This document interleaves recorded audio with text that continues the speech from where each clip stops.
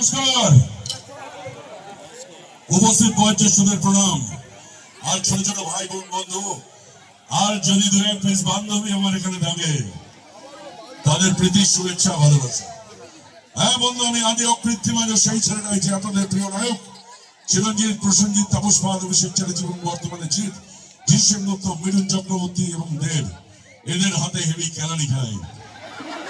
আর কেন খাই সেই কারণটা আপনারা খুব ভালো করেই জানেন। আপনাদের প্রিয় নায়িকা সব শতাব্দী রায়, দেবশ্রী রায়, ঋতুপর্ণা সেনগুপ্ত, ইন্দ্রাণী দত্ত, ইন্দ্রাণী হলদার, আর বর্তমানে দুষ্টু মিষ্টি নায়িকা সব কোয়েল রাইমা, রচনা, রকেট, স্বস্তিকা, এদের শাড়ির আচল ধরে একটু টানাটানি করি ভাই। এই ভালোবাসতে আমায় দেয় না ভাই, ওকে দেয় না গো। আরে বাবা, আমারও তো ইচ্ছে করে, এই করে তো নাকি, আমার তো ইচ্ছে করে রচনা যে কোমরটা একটু জড়িয়ে ধরি, ওই গাছের ডাল ধরে ঝুলে ঝুলে একটু গান গাই, ওই নরম মিষ্টি গানে বলে দেন গালটা একটু ঠেকাই। ওই দেয় না ভাই, ওকে দেয় না গো। যখন এই হিরোইন গুলোর কাছে গিয়ে বলে চলো একটু বেরিয়ে আসি সিনেমা দেখি, ফুচকা খাই, বলে মারবো জুতোর বাড়ি। এই জন্য তো জোর করে টেনে নিয়ে যাই ঘরের ভেতরে। সামনে যাই ভাই, আমার একটা দুঃখ, সামনে চলো, সামনে চলো। আমার দুঃখ হয়, যেটা কষ্ট হয়, যেটা যন্ত্রণা আছে, একটা প্রশ্ন আছে।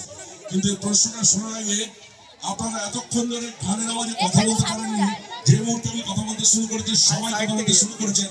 আমি 1 মিনিট সময় দেবো, আপনারা যারা কথা বলছেন তারা শুধু নিজেদের চুপ করুন প্লিজ। এরকম ইয়েরও থাকে, ঠিক আছে? ঘোরাবেন, অসুবিধা করবেন, এরকম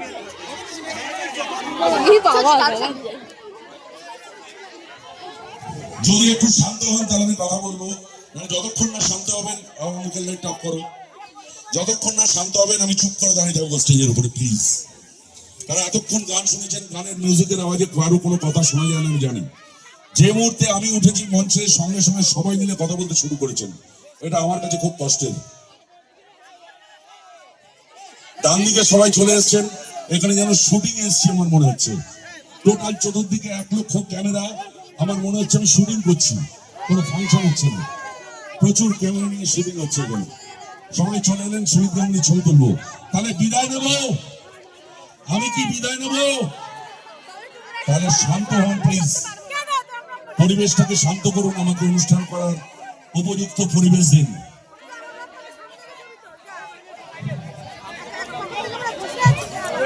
এই শোনো দাদা,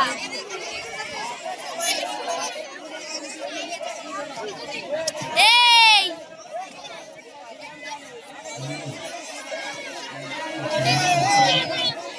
আমার একটা দুঃখ, যারা যন্ত্রণা আছে বুঝলাম, আপনারা হবেন না, আমি আমার কথা বলে যাচ্ছি, আপনারা শুনলে শুনলেন, না শুনলে আমার কিছু করার নেই, আমার দুর্ভাগ্য। আমি যে সুন্দর অনুষ্ঠান করি, আপনারা বলবেন অনুষ্ঠানটা খারাপ করে চলে গেল, কিছু করার নেই, কারণ আপনারা শুনতেই পেলেন না। যারা কথা বলছেন, কথা বললে কান বন্ধ হয়, গলা দিয়ে আওয়াজ বেরোলে, সেই কারণে কথা না বলে আমার কথা শুনুন। যারা কথা বলছেন তারা খেয়াল করুন আপনি কথা বলছেন, তাহলে শুধু আপনি নিজেকে চুপ করেন, বাস তাহলেই হবে। আর একদম মঞ্চের সামনে যারা দাঁড়িয়ে আছেন কথা বলছেন, তারা চুপ করুন প্লিজ। একদম মঞ্চের সামনে যারা দাঁড়িয়ে আছেন, এই যারা চুপ করাচ্ছেন তাদের, এই যে বাইরে যেতে হবে বলছেন, আপনাকে বলছি চুপ করুন, আপনারা চুপ করুন প্লিজ, আপনারা চুপ করুন। যারা বাইরে আপনারা চুপ করুন, হাত দিয়ে করুন, যেটা করার হাত দিয়ে করুন, মুখটা বন্ধ রাখুন। ধন্যবাদ। আমার একটা দুঃখ, এই ভাই ওইদিকে চোখে লাগছে তো ওখানে লাইটটা। আমার একটা দুঃখ হয়, যারা কষ্ট হয়, যারা যন্ত্রণা আছে, আমার একটা প্রশ্ন আছে। ধরুন সিনেমা দেখানো শুরু হলো, সিনেমায় হিরো হিরোইন ভিলেন সব এলো, হিরোইনের সাথে আমার দেখা হলো, আমি একটু প্রেম ভালোবাসা করতে চাইলাম, তারপর চট থাপ্পড় জুতোর বাড়ি খেলাম, কে বললাম ঠিক আছে শালি তোমায় দেখে দেবো। এইবার সিনেমায় দেখানো হলো, কখন কোথায় কেন অন্ধকার রাস্তায় একাই হিরোইন হেঁটে যাবে, সিনেমায় দেখানো হলো। খবরটা আমার কাছে পৌঁছলো, কি করে পৌঁছলো, সিনেমায় দেখানো হলো। এবার আমি অন্ধকার রাস্তায় দাঁড়িয়ে আছি, হিরোইন একাই হেঁটে আসছে, আমি সামনে গিয়ে দাঁড়ালাম, কি গো কেমন আছো সুন্দরী, এইবার কোথায় যাবে মায়েরি? হিরোইন লাগালো ছুট, তারা করলাম, অনেক দূর গিয়ে মুখ টিপে ধরে একটা মারুতি ভ্যানের মধ্যে পুরে অনেক দূর নিয়ে চলে গেলাম। কোথায় গেলাম ভগবানের বাবা যায় না। নিয়ে ঘরের ভেতর ঢোকালাম, দরজাটা বন্ধ করলাম, হিরোইনকে মাটিতে ফেললাম। সাউন্ড দাদা, আপনি মোবাইল না করে সাউন্ডে হাত দিন, মোবাইলটা রাখুন, রিভাব দিন। হিরোইনকে কি বললাম,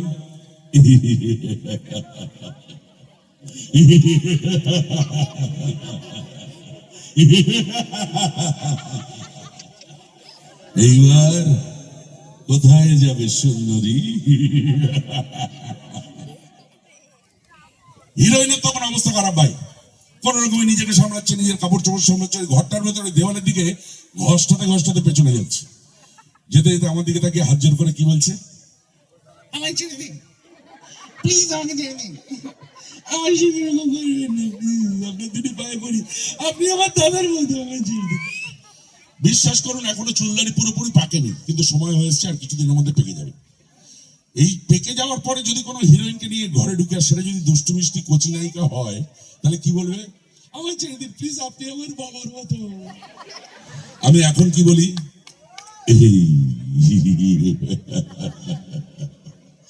কাছে এসো, কাছে এসো সুন্দরী, তোমায় একটু ছুঁয়ে দেখি। আরে দাদা তো আমার ডাক নাম, হ্যাঁ?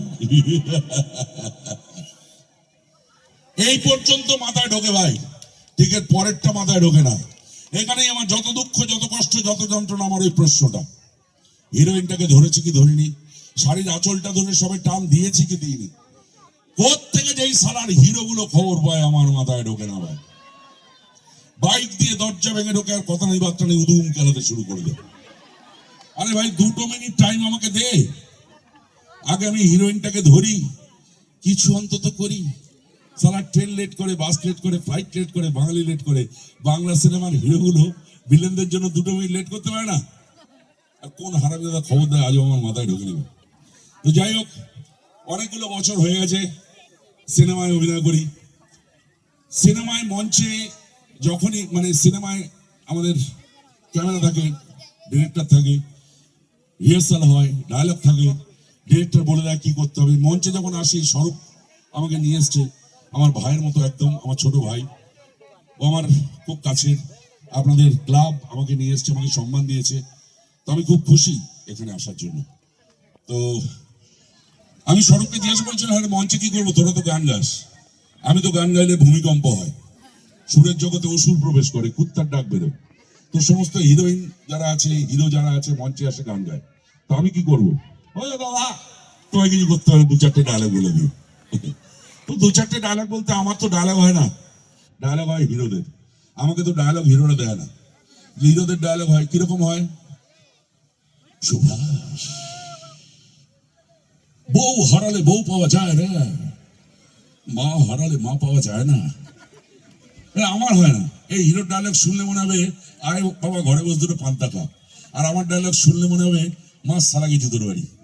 হিরোর ডায়লগ কিরকম, আমার ডায়লগ কিরকম হয়, এ রে এটা কারা রে, এ তো কচি মাংস, এ ব্রয়লার চিকেন, ওরে আজকে সময় নেই, পরের দিন জমিয়ে ফিস্টি হবে চ। এই তো আমার ডায়লগ। আর হিরোর ডায়লগ শুনলে মনে হবে, ঘরে বসে 2টো পান্তা খা। আমি গাইবো, আপনি আসুন, আমি আর আপনি ডুয়েট গাইবো। না তাহলে ছেড়ে দিন দাদা, আমি গান গাইলে ভূমিকম্প হবে, ভূমিকম্প হবে, ভূমিকম্প হবে। তাহলে তাহলে ওয়েট করুন, আমি গুরু না ভোজিময়ী সন্ধ্যা সকালে গাইছি, ওয়েট করুন। 2টো ডায়লগ বলে নি, কারণ গানটা গাইলে আপনি কেলিয়ে আমাকে বার করে দেবেন এখান থেকে। ওয়েট করুন একটু, খেলানিটা খাওয়ার আগে 2টো ডায়লগ বলে যাই। হ্যাঁ গাইবো বললাম তো, গানটা গাওয়ার আগে 2টো একটুখানি করি, 2টো ডায়লগ বলি।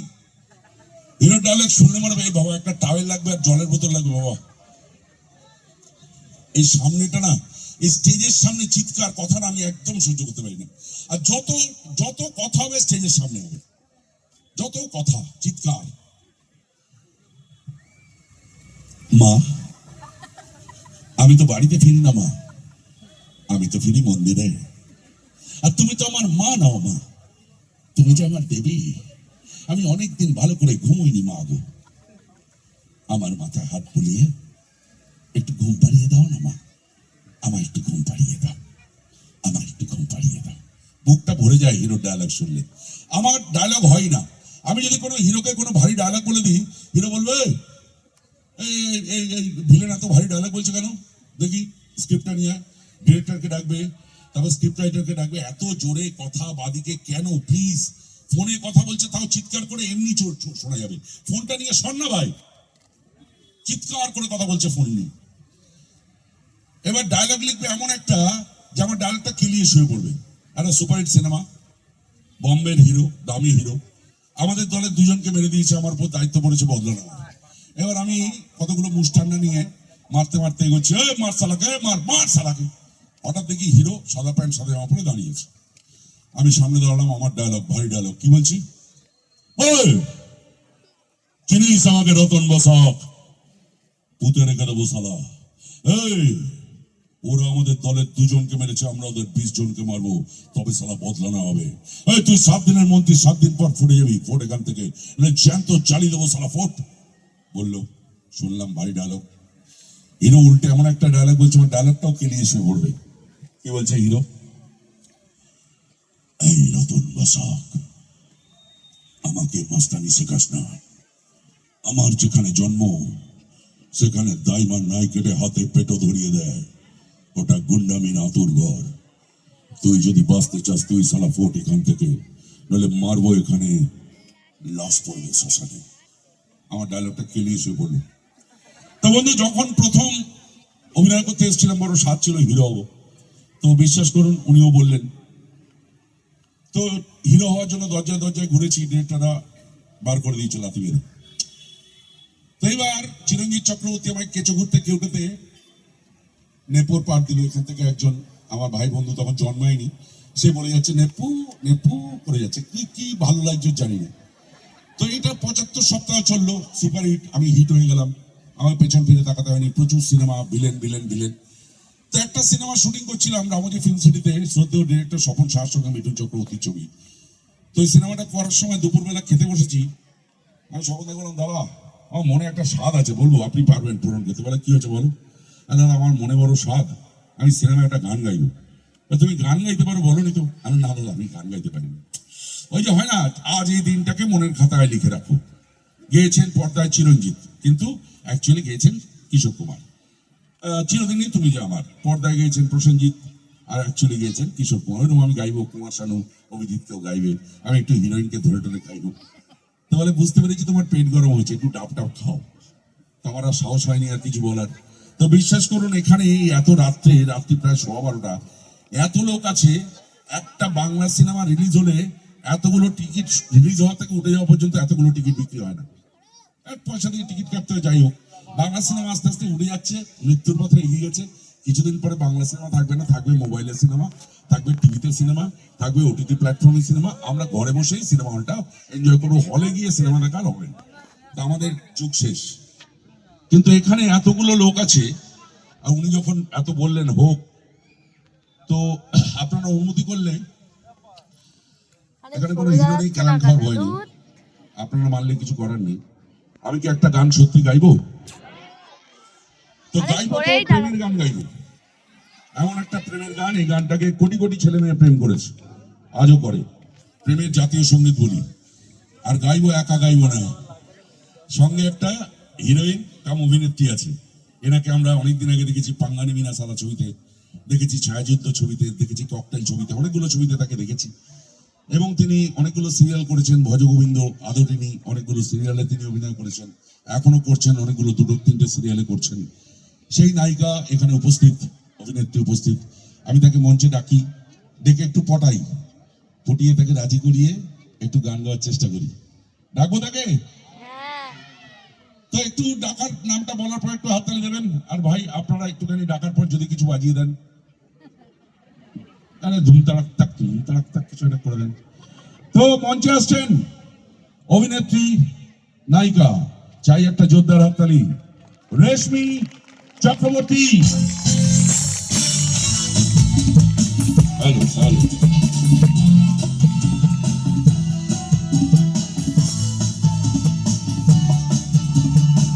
হাজির মঞ্চে।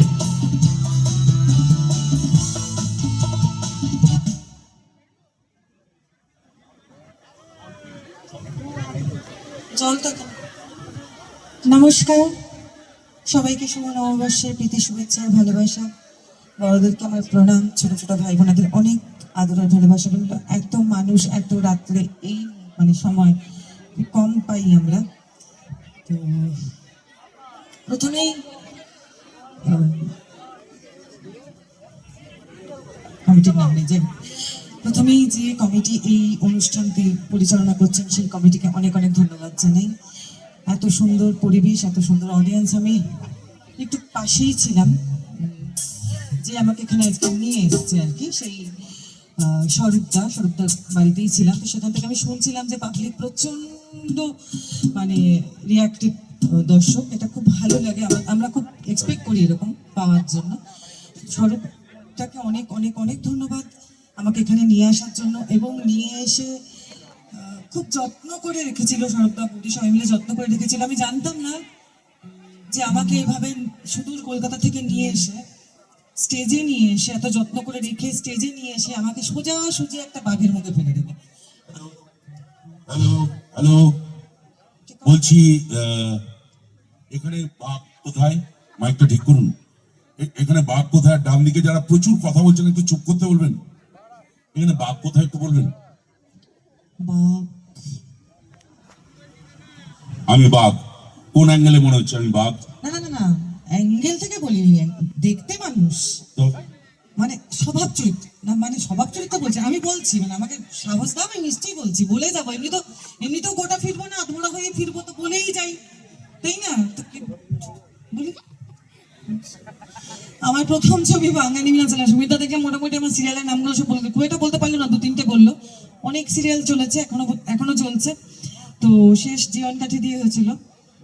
যেটা বলছিলাম, আমার প্রথম ছবি বাঙালি মিনাচালা, আমি শুটিং করছি, নর্থ বেঙ্গলে শুটিং করেছি, মন্দারমণিতে শুটিং করেছি, ভালো গেছে, শুটিং সুন্দর কেটেছে।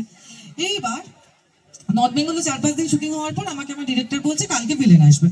ঠিক আছে, আমি নতুন হিরো, নতুন ভিলেনও নিশ্চয়, নতুনে কি হবে আমি তো জানি না। প্রাগৈতিহাসিক যুগ থেকে একটাই মুখ চলছে। পরের দিন বিশ্বাস করবেন না, একটা লাল রঙের পোশাক পরিয়ে এরকম গাছের সঙ্গে বেঁধেছে আমাকে, না একটা থামের সঙ্গে বেঁধেছে, পুরো পুলিশ পাঠা। ঠিক আছে, এরকম করে দরজা খুললো, লাথি মেরে দরজা খুললো, 1-2-3 ঘুরলো না, কামড়ালো, খামচালো, আছে বাঘ বলবো না তো কি বলবো, মানুষ বলবো। ও কি করা উচিত ছিল? ডিরেক্টর আমাকে বলেছে এটা করতে, প্রডিউসার পয়সা দিয়েছে, আমাকে বলেছে হিরোইন বাঁধা আছে, যাবে ঝাঁপিয়ে পড়বে। সেটা না করে আমার বলা ছিল আমার ছোট্ট বোনটা, আমার ছোনাটা, তুমি সিনেমা করতে এসছো, ছোট্ট বোনটা, যা বাড়ি যাও। এটাও ভয় লাগছে। Shut up! না ঠিক ঠিক মন্দারমণিতে ছোট ছোট ঢেউ, উনি একটা হাফ প্যান্ট পরেছেন, একটা স্যান্ডো গেঞ্জি পরেছেন, ওনার হিরো সেও নতুন হাফ প্যান্ট স্যান্ডো গেঞ্জি, দুজন চোটকে জড়িয়ে ধরেছে। ছোট ছোট ঢেউ চোটকে গড়িয়ে গড়িয়ে সমুদ্রের মধ্যে এদিকে যাচ্ছে আবার ওদিকে যাচ্ছে, তখন খুব মজা লেগেছিল। আচ্ছা, এটা মুখস্থ করে রেখেছো কেন? তো মুখস্থ লাগবে, নদীতে জ্বালা, কিসের জ্বালা? ওই যে জড়িয়ে চটখানা আমাদের সঙ্গে জড়ো না, আমরা কি দোষ করলাম? ওটা তো হিরোদের জন্য। তো 7 দিন থাকো, 6 দিন থাকো হিরোদের সঙ্গে, একদিন আমাদের দাও, আমাদের আর লাগবে না। কি বলবো বুঝতে পারছেন তো কি অবস্থাটা তখন হয়েছিল। নেহাত আপনারা এখানে আছেন বলে আমি একটু সাহস করে বলেছি। হ্যাঁ। না যাই হোক, সত্যি স্বরূপদাকে অনেক অনেক ধন্যবাদ আমাকে এখানে নিয়ে আসার জন্য, এবং এতক্ষণ সাহস করে একটু ফাজলামি মারলাম, কিন্তু তবু না বললেই নয়, এটা না বললে আমাদের অভিনয়ের অপমান, যে আমাদের ইন্ডাস্ট্রির এত দিনের একজন বয়োজ্যেষ্ঠ আর্টিস্ট, তার সঙ্গে আমাকে excuse me, what do mean by বয়োজ্যেষ্ঠ? সবেতে ধমকাচ্ছে। মানে বয়োজ্যেষ্ঠ, হোয়াট ডু মিন? আরে বয়োজ্যেষ্ঠ মানে বয়োজ্যেষ্ঠ তো না। কি সেটা কি? আমি যখন এইটুকু ছিলাম, কতটুকু? এইটুকু, ব্যাঙাচির মতো? যখন আমি মানে মায়ের ওইটুকু কোলে তো বসে- বেড়াল বেড়াল বাচ্চা হয়। হ্যাঁ, ওইটুকু মানুষের বাচ্চাও হয় যখন মায়ের কোলে বসে থাকে, আচ্ছা ব্রহ্মদৈত্যেরা হয় না। আচ্ছা, তো তো যখন ওইটুকু বাচ্চা ছিলাম আর কি, মায়ের কোলে বসছিলাম, তখন যে যে হিরোইন এসছে, রচনা ব্যানার্জি, ঋতুপর্ণা, যে যে আছে বা যত আছে, তাদেরকে কামড়েছে, খামচেছে, আছড়েছে। তার থেকে বোধহয় 20 বছর পর বা 22 বছর পর আমি হলাম, আমাকেও কামড়ালো, খামচালো, আছড়ালো। তারপরেও যে বাচ্চা বাচ্চা বাচ্চা বাচ্চা মেয়েগুলো আসছে, তাদেরকেও কামড়ে খামচে আছড়ে যাচ্ছে। আচ্ছা বলুন, এনার কোনো বয়সের গাছ পাতর কোনো কিছু আছে? কত সিনিয়র হয় একটা মানুষ, একটা হ্যাঁ, তো সিনিয়র। পরিষ্কার বাংলায় সিনিয়র বলুন। আমাদেরও সিনিয়র আর্টিস্ট আছে, ছিলেন সৌমিত্র চ্যাটার্জি, চলে গেছেন, পায়ের দিয়ে প্রণাম করতাম। আছেন রঞ্জিত মল্লিক, দেখা হলে পায়ের দিয়ে প্রণাম করি। তারপরে আছেন প্রসেনজিৎ চ্যাটার্জি, পায়ের দিয়ে প্রণাম করি। তারপরে আছেন তৃতীয় নম্বর নামটা কি বললো? প্রসেনজিৎ চ্যাটার্জি। পাগল হয়ে গেছে, মানে গরম লাগছে, কেন? টাওয়াল দিয়ে মুখ মুছো। কেন? প্রসেনজিৎ চ্যাটার্জি তোমার নাতির বয়সী, লজ্জা করে না দেখলে মনে হলো বাবারে। ঠস করে একটা চড় লাগাবো একদম। আমি যখন স্কুলে পড়ি তখন প্রসেনজিৎ চ্যাটার্জি 2টি পাতার হিরো, একটা হিরোর মিনিমাম বয়স হবে তো 17-18 বছর। যত এটা প্রমাণ করো তো, বার্থ সার্টিফিকেট আমি দাও। প্রমাণ করে দেবো। আধার আমি কার্ড দাও। যখন কলেজে ফার্স্ট ইয়ারে পড়ি তখন তুমি অমর সঙ্গী করছেন। হ্যাঁ, বিজয়দা পণ্ডিত হিরোইন। কেউ বিশ্বাস করবে না, কেউ। আরে ভাই, অদ্ভুত ব্যাপার। ইয়ার কি হচ্ছে? তোমার নাতির বয়সী মানে তোমার সারা জীবন একটা লোক যদি টক দই আর শশা খেয়ে থাকে না, ওরকমই থাকে। এখনো কেস হয়নি না তোমার না, উপর এটা হবে নিয়ে? না, বাস্তব। আচ্ছা কি হয়েছে আমাকে ডেকেছো কেন? আমি তো শুনতে আরে অনেকক্ষণ ধরে আমাকে বলছে, স্বরূপ বলছে সুমিতা ওই রেশমিদিকে ডেকে দাও, ও ওনাকে আমরা একটা সোনার হার দেবো আর একটা আপনাকে একটা আংটি দেবো মঞ্চে উঠে সবার সামনে। ভাই স্বরূপ কি দেবে দাও, কোথায় সোনার আংটি ফাংটি কি দেবে দাও, কই বাবা কোথা থেকে কি বোতাম ফোতাম খুলছিস কেন? আয় ভাই,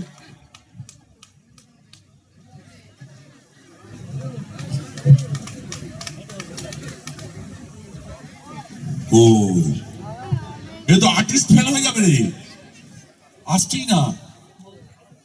হ্যাঁ, রেশমি চক্রবর্তীকে ব্যাস পরিয়ে সম্বর্ধনা জানাচ্ছেন আমাদের স্বরূপের অর্ধাঙ্গিনী হিরোইন একমাত্র ডলি।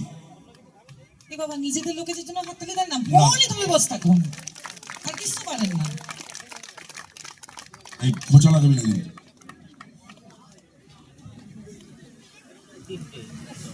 বেশ শোনাও, উত্তরীয় পড়ো, এরপরে দাও সোনার আংটি। দেখি একটু বাটা উত্তরীয় ব্যাচ, একটা মিনিমাম ঘড়ি টড়ি দে, একটা ঘড়িতে সুবিধাটা পড়বেন। ভালো লাগে তো ভাই, পিঠে হাত কেন বাবা? বাবা তোমার তোমার আমি ঠিক করেছি, তোমার ছেলে হতো বাবার পিঠে হাত রাখছো। হ্যাঁ এই এবার কর এখান থেকে। থ্যাংকস। হয়ে গেছে, হয়ে গেছে। সোনার দিনা পরে পাঠিয়ে দেবে, গুগল পেতে পাঠিয়ে দেবে। গুগল পেতে পাঠিয়ে দেবে?